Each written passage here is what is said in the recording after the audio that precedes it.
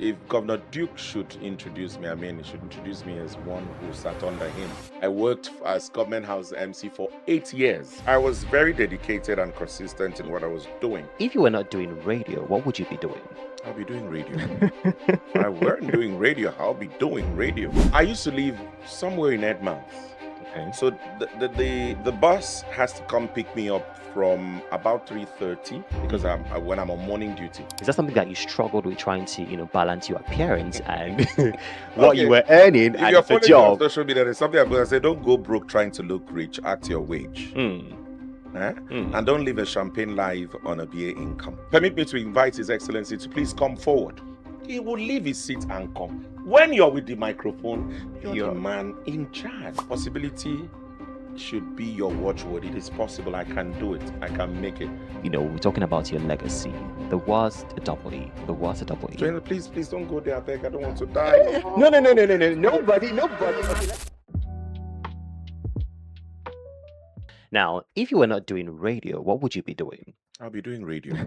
If I weren't doing radio, I'll be doing radio. You know why? Because trust me, I don't think I would find any form of fulfillment in anything else that I've gotten into the way I find fulfillment with the radio. The microphone, the television, and then I just love what I'm doing. One thing is you must enjoy what you're doing. Each time I watch you or listen to you, I appreciate what you're doing because I see you enjoying it. You relish it. You need to enjoy what you're doing for people who are listening to you outside, to equally appreciate what you're doing. But you shouldn't look as though you're being forced, to do what you're doing. So for me, I think I was born for the microphone, but I've taken a break now, to focus on the job and the task ahead. But I still find time to go to the radio studio. To granted, I remember one of those days I was on ETFM, and it was news time at the time. I told them I want to read the news, and they were shocked. I said, "No, give it to me. I am going to read. I'm going to cast the news for that day." And I haven't done that in years. And trust me, you killed it. Try small. Try small. You know what I mean. I try small. Well, that's so amazing and inspiring to see. For us, the younger ones, it's so good to see that somebody like you were consistent and dedicated to what you were doing. Now, Calabar is not a very big city. It's a small city. And, for somebody like you back in the day, you were a public figure. You still are a public figure, but working on TV and on radio, people know your voice, know your face. Was there any time where carrying that image, that public image, was a burden? Because you go to somewhere where you want to buy it, double in you. I'm not gonna sell them like that. It has its own advantage and disadvantage. I think the advantage outweighs the disadvantage. It gives you an edge. So you go somewhere. Well, that's when I got on to TV. Because for radio, you need to, when you start talking and people, this voice sounds familiar. Are you on the radio? I'm like, no, I'm not. You sound like double E. I say, hey, double. So that's but for the TV, they see you, they know you. So there were moments where going out is to be an issue. Maybe you can't go to where you ordinarily want to go. You need to calculate where you're going to. And at the time there was no car.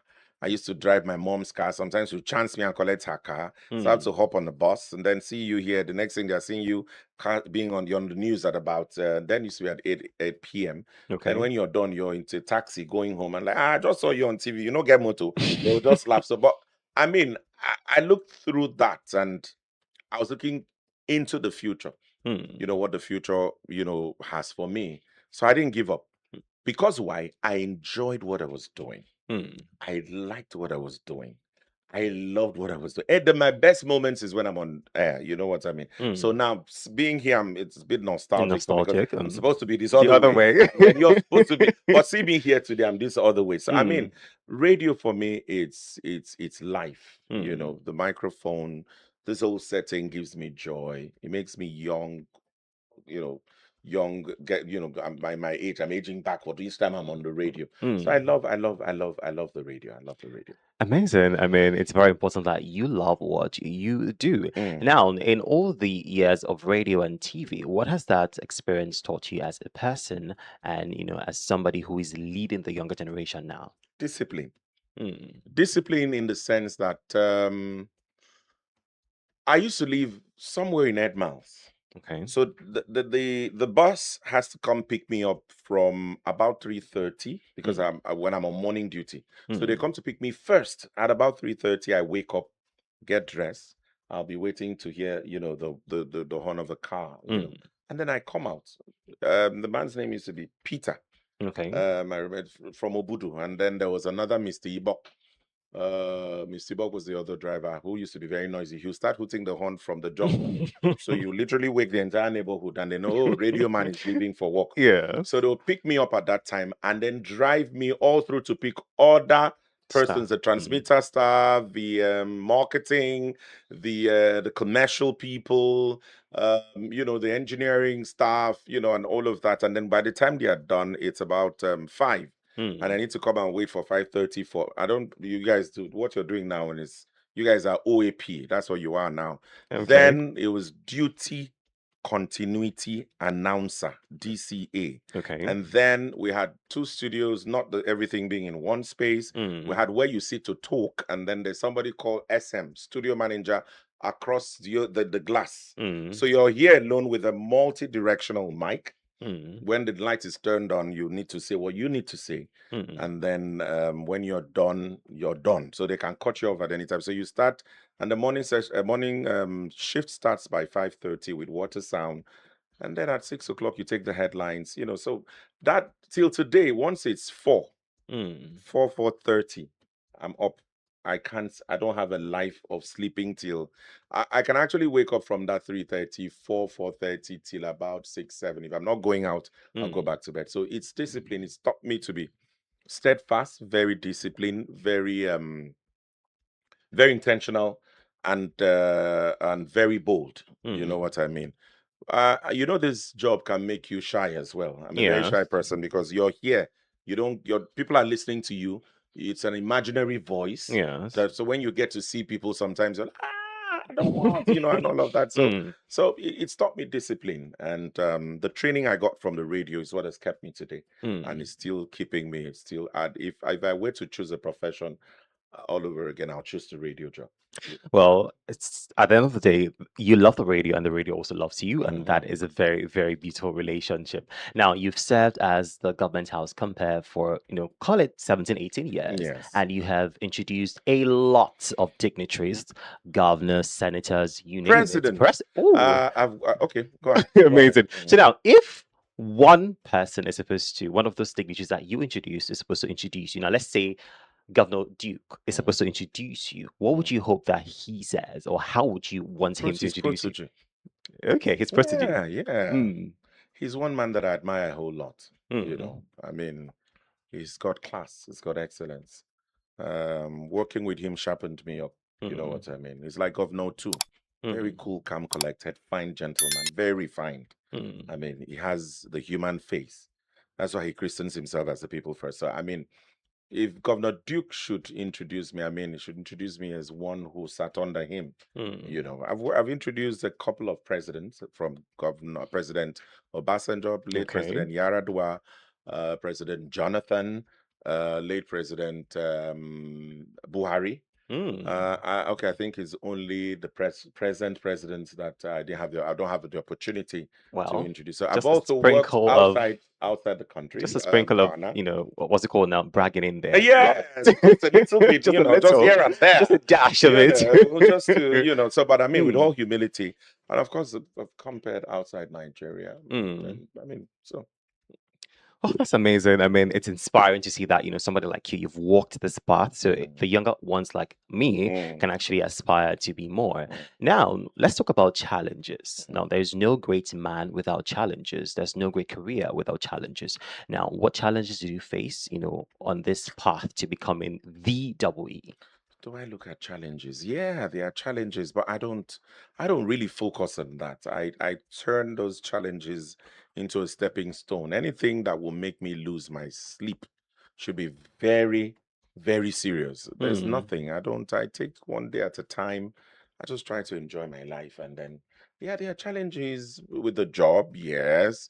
There are moments where you would sleep and want to continue sleeping, and then you must go out and make people happy. Yeah. Because making people happy is your game. And then for the TV, you must put on a smile, look good, and all of that all the time. Even when you're not feeling too well, you must wear a smile and you must ask the right question, be in the right frame of mind. You're like a pilot, you know. The pilot must be, you know, mentally stable to be able to pull out the plane to put in the sky. Same with a broadcaster, you must be mentally stable to be able to, you know, run the flow and ensure that you can coordinate and ask questions that are relevant to a particular program, you know, and all of that. So challenges, yeah, maybe low funding, you know, because once they hear your voice on the radio and see you on the TV, they think you have so much money. I wonder why they think that way, though. But now it is the platform that you have now that you can use to make money. It will open doors for you. You can actually walk into a place and introduce yourself from Radio Unico, and then, oh, allow him come in.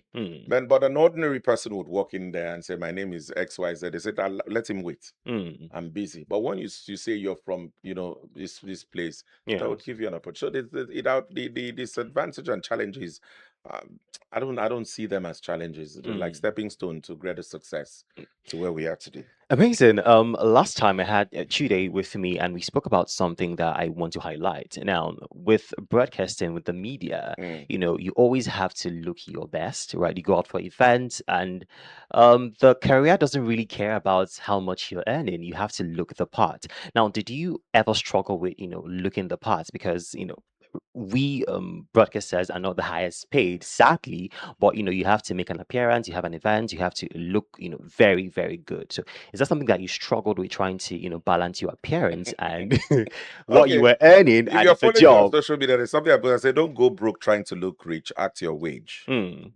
don't live a champagne life on a beer income. Ooh. So at no time did I put myself under any pressure. No, that's your business. If you think what I'm wearing is not good enough, buy me one. If you think I'm not smelling too nice, well, I'll smell very good. Trust me, I'll try as much as possible. That is very important. because I'm a plus size. Don't body shame me. You know? Absolutely not. If you think that what I'm putting on is not too good, come on, you can actually assist. So I don't pressure myself. That's the problem with this generation. You want to be on, I don't know how people call it, but I mean, you just want to be on the radar. You're on the radar. You know, you guys have a lot of slangs. But back then, I mean, radio, nobody cares about what you wear. I mean, you should just, it's the voice they want to listen to and your presentation, and people want to actually listen to you. So I don't pressure myself. I love kaftans a lot. I've not had t-shirt, you know, worn t-shirts and, this with a sneaker in a very long time. So I told myself today, let me try to look a little younger. And they were laughing at me today. You're looking so fly. I mean, that's how you say it. Yeah, fly. You know, and so is it peng or yeah, there's peg too. You know. So I'm like, my son was telling me, Popsy, now wow, today you just decided. I said, well, let me just try to feel You're coming to meet a young person, so you have to look the part. Excuse me. But that's by the way. I never put myself under any pressure. I just take one day at a time, take it as it comes, and I'm fine. Well, I just hope that people from my generation can be like you, because that is worth emulating. I mean, you do not have to break the bank to look good, just be presentable, because you cannot please people at the end of the day. People always have opinions regardless. Now, you have compared a lot of events. Like you said, you've gone outside the country. Now, has there ever been a time where you just read the room? Maybe you went on stage and realized that before the event even started, you realized that this event might not go well. My experience, quite very embarrassing, but nobody knew. President Obasanjo came to commission or to chair a book launch. I think it was written by former Minister of Petroleum, Minister of State for Petroleum from Obudu Jedi Agba. That's his name. Okay. Now he came to launch that book, and I was the compere for that day.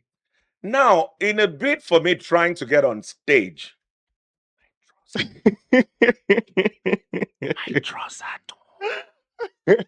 Now, how do I return home to change? And then the show must what? Go Continue. on. And then this was President Obasanjo calling me to come and meet him and ensure that I run this thing, that he's not going to spend. And you know who Obasanjo Baba is? Yes. Now, how can I? You kept calling me. I said, Baba, I'm coming.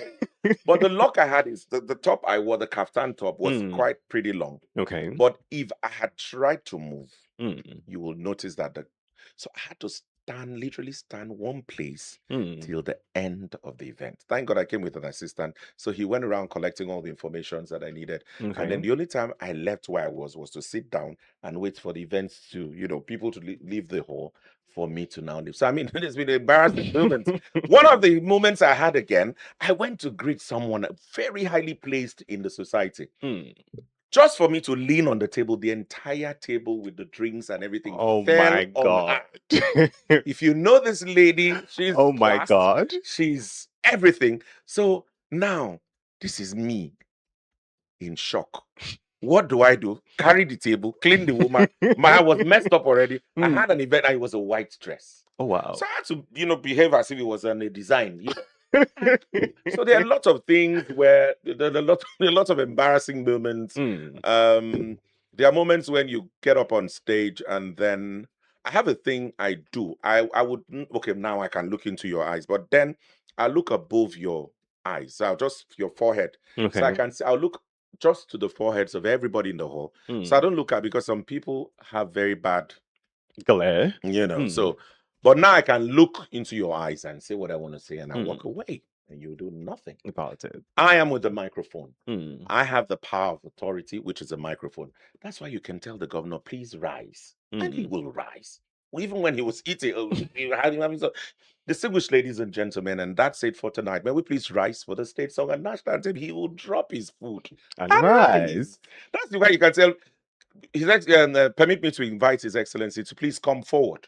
He will leave his seat and come. When you're with the microphone, you're the man in charge. And you have authority. You have authority. So know that and then no peace. Amazing. Well, I'm glad that those embarrassing moments did not stop you. No, not at all. The not great at all. man No, that you not are at all. today. Not at all. Now let's talk about your transitioning from broadcasting to being the essay to the governor on events management. How did that come about? Okay, while we're campaigning, I had made up my mind that Governor Yade was going to be the last governor that I would, compare for. I had it up to here. I'm like, okay, you know what? I can't just continue after 17 years or 18 years of, this job, doing the same thing all over again. I think I should explore other. But remember, while I was doing this, I started off as a marshal in Carnival, Calabar. Yes, I was a marshal in Carnival, Calabar. So I started off that way. And then I was, learning. It was a learning curve for me. I was studying people, see how things were done, how events. Of course, if you're an event compare, you are part of the organization of the event. You follow through. You need to follow. Like me, I like to know who is your DJ, who's going to be the live band person, who is going to be the decor guy, the food. So you already have a mental picture of planning an event, what it's all about. And I've been around for Calabar Festival and Carnival for well over 20 years. I mean, it was a safe haven for me at the time. So when the governor got sworn in after May, June, July, I got appointed in August to man this office. I came highly recommended, and Her Excellency, the wife of the governor, also is a great woman. She had recommendations from there as well. So that's how I got into it. So media, leaving the media space and then getting into events was seamless. Because I mean, events and media were like CMN twins. I mean, you can't do any event without the media, except you just want to do one event with your family members. Even at that, they'll still put it on status. I mean, that's still publicity. Absolutely. You know what I mean? So I mean, it was very seamless for me. It's a safe place, somewhere I like very well, and I enjoy what I'm doing.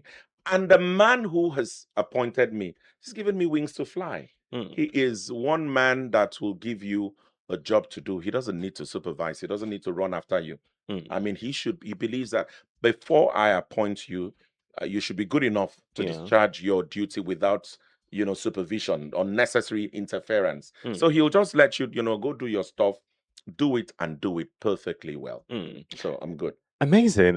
Now, when we're having this conversation, you said something about mentorship, how, other people mentored you to become the great man that you are today. Now, some years back, you mentioned something, although you said it's in passing, but let's talk about it.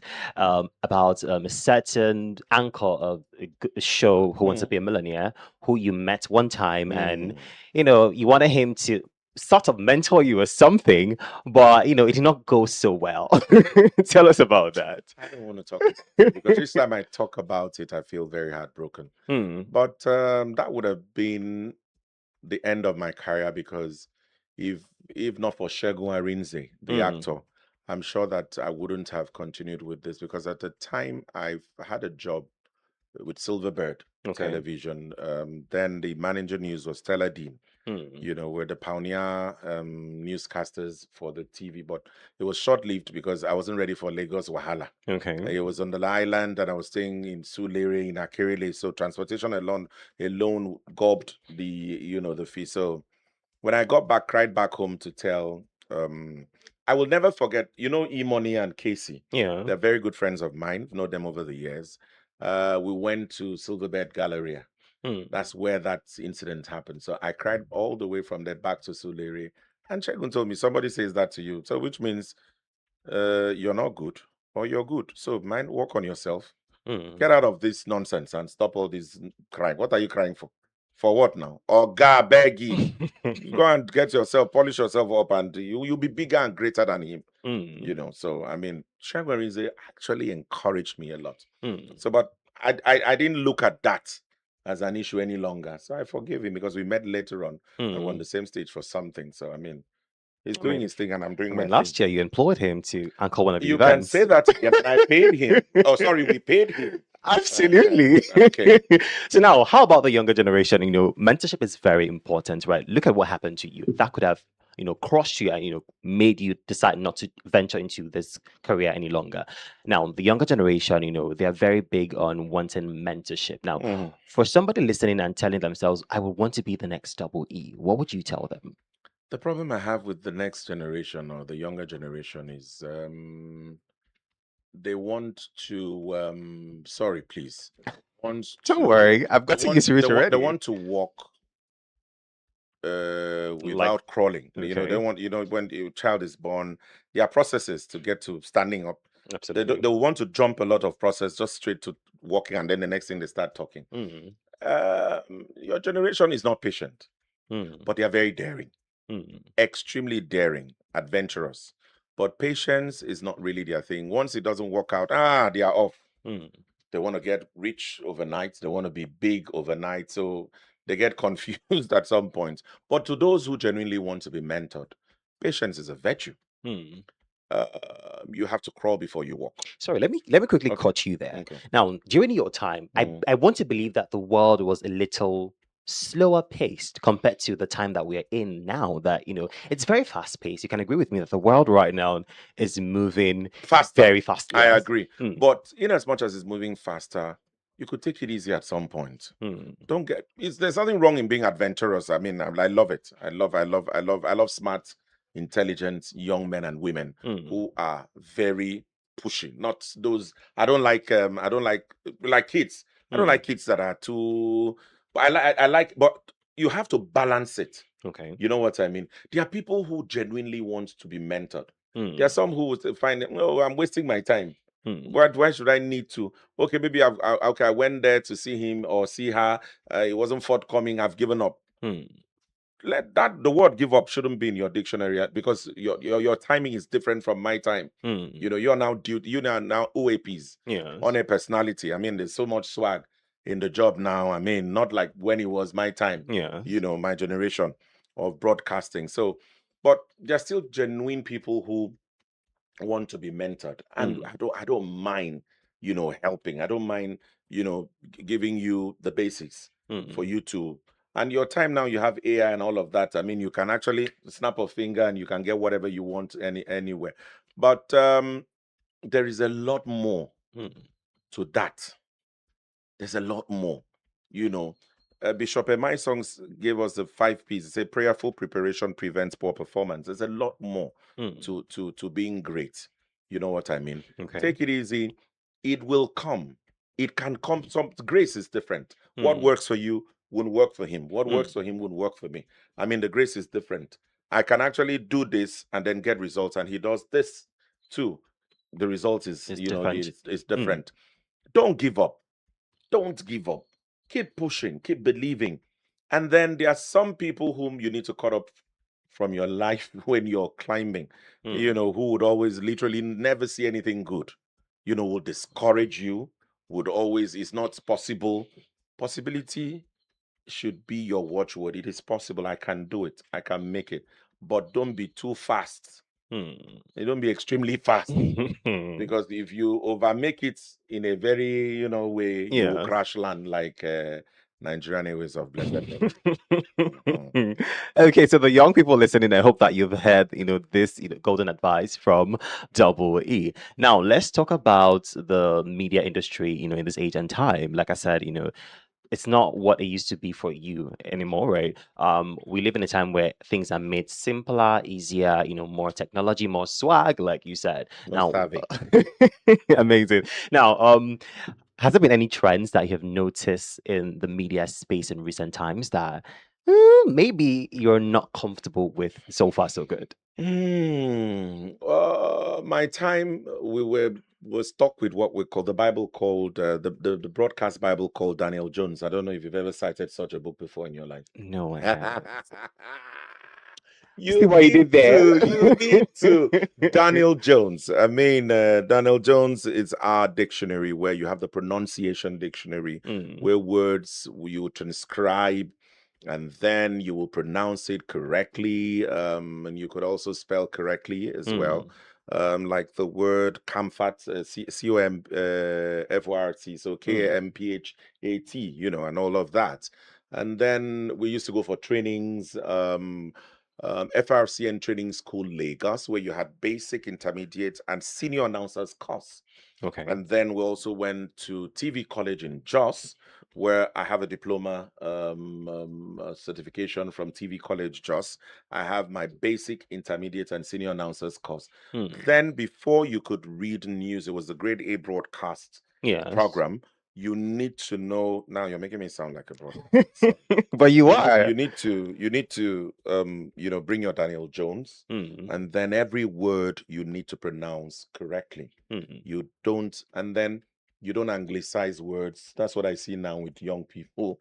You don't phonetize local names. Local names. My teacher at the time was Eugenia Abu. She used to work with NTA. She had Okay. long retired, and Uncle Cyril Stober. Yeah, He Cyril used to be Stober. on TV.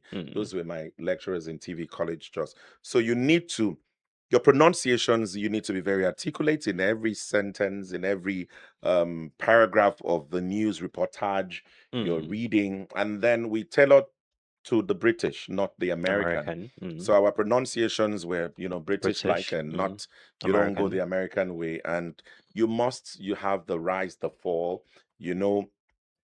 I hear you guys read obituary announcements and you're quite very excited as though you feel them. You can't try that in my time. I mean, there's a pitch for commercial, there's a pitch for obituary. I mean, for instance, you're saying live something ministry presents the healing power of God dates, and then you're going to obituary, you have to change your tone with gratitude to God for a life well spent. The family of you have to be solemn. So those are the little etiquettes we're not getting again, and we're losing it. You know, so I mean, newscasting is a very serious business. And then by the time you're done, they will take you to the X-ray room. You need to sit down and they'll play back what you just read, and everybody will hit you hard. Oh no, you didn't get the pronunciation of the man's name. It's Ekukunela. That's Inikom. It's Edbedbe. It's Odukpangi, not Odukpani. Oh It's wow. Obudu, not Obudu. So those little things. By the time you're done, you just see with pen and paper. You just say, "Yeah, I will more. I don't really count this one. I don't get." So those were the things when we're missing out. You know, presentation. Then the phone-in program wasn't that much. We didn't, because of NBC. We had only one radio station and one TV station for the advent of Hit FM. So people used to write. I used to have fans from Cameroon. Later, Oh wow. When you get to work, you just see there's a big box by the reception. You go, you see the name of your program. I used to present a lot of program, breakfast something on the radio. Then I Mm. used to have another program on Saturday, Sound of Breakfast, and a couple of other programs on the radio. And then you need to sit down, you read those letters out, and you see people writing from the northern part of Nigeria. You see people writing from, because radio CRBC used to travel very far. Mm. Our frequency then 93 point something, then we became 105. We had Yeah. different frequency at a time. Now, so you can imagine that you only but these days, once you just start program, your phone lines are on. So Mm. at the end of the day, and there's so much talking this time around, Yes. no research and all of that. But I mean, it comes with the time. Mm. We are in the Gen age now, so I can understand Yes. and I can pardon you, but the basics shouldn't disappear. Mm. Those words. Spend more time listening to BBC. Listen to the way they read their news, they present their programs. Dare to stand out. Let them say, "Oh, you're an old school." Yes, I agree. Even when you're having a conversation with someone, it should be seasoned, Mm. and let them have that. Oh, he's a He's a broadcaster. broadcaster. Yeah. Amazing. I'm enjoying this conversation a little too much.